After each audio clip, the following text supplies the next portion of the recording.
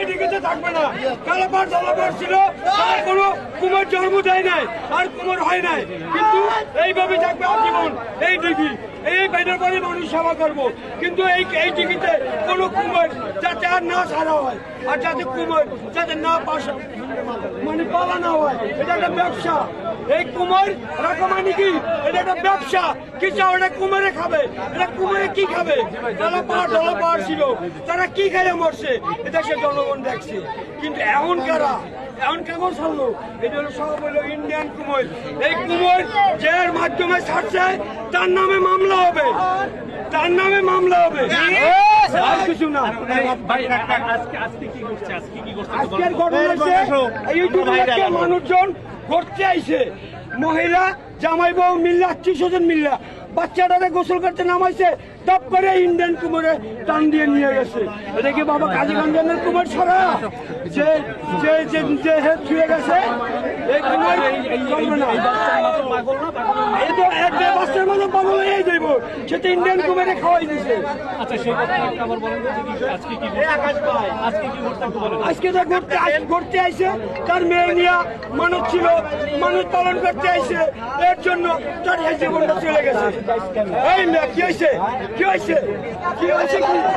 কি হয়েছে?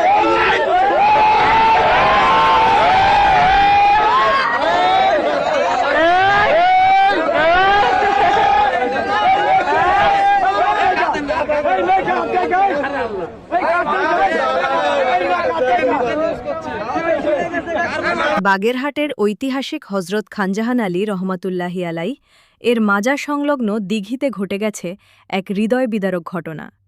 1 জুন 2026 সোমবার রাতে ফাতেমা নামে 7 থেকে 8 বছর বয়সী এক শিশু দিঘির ঘাটে গেলে সেখানে থাকা একটি কুমির তাকে পানির নিচে টেনে নিয়ে যায়। ঘটনাটি মুহূর্তের মধ্যেই এলাকা জুড়ে চাঞ্চল্যের সৃষ্টি করে।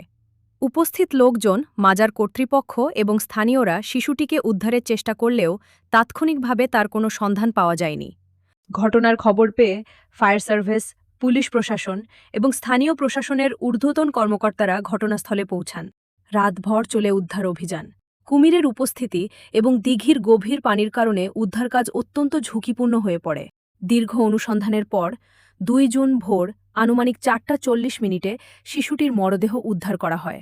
স্থানীয় সূত্রে জানা যায়, ফাতেমা তার মায়ের সঙ্গে মাজার এলাকায় অবস্থান করছিল। ঘটনার সময় সে ঘাটের কাছে গেলে হঠাৎ কুমিরের আক্রমণের শিকার হয়। প্রত্যক্ষদর্শীদের বর্ণনায় শিশুটির চিৎকার শুনে মানুষ ছুটে এলেও কয়েক সেকেন্ডের মধ্যেই কুমিরটি তাকে পানির গভীরে নিয়ে যায়। খানজাহান আলী রহমাতুল্লাহি আলাই এর মাজারের দিঘিতে কুমির থাকার বিষয়টি বহু বছরের পুরনো ঐতিহ্যের অংশ হিসেবে পরিচিত। তবে এর আগেও একই দিঘিতে প্রাণী আক্রমণের ঘটনা আলোচনায় এসেছিল। সাম্প্রতিক এই মর্মান্তিক ঘটনার পর দর্শনার্থীদের নিরাপত্তা এবং দিঘিতে কুমির সংরক্ষণ নিয়ে নতুন করে প্রশ্ন উঠেছে। এই ঘটনায় পুরো বাগেরহাট জেলা জুড়ে শোকের ছায়া নেমে এসেছে। নিহত শিশুর পরিবারের প্রতি গভীর সমবেদনা জানিয়েছেন স্থানীয় বাসিন্দারা। ঘটনার প্রকৃত কারণ ও নিরাপত্তা ব্যবস্থা নিয়ে সংশ্লিষ্ট কর্তৃপক্ষের পদক্ষেপের অপেক্ষায় রয়েছে এলাকাবাসী। Prime BD bulletin. তো গাইস, আজকে এই পর্যন্তই। দেখা হচ্ছে নতুন কোনো ভিডিও নিয়ে। সে পর্যন্ত ভালো থাকবেন, সুস্থ থাকবেন। ধন্যবাদ।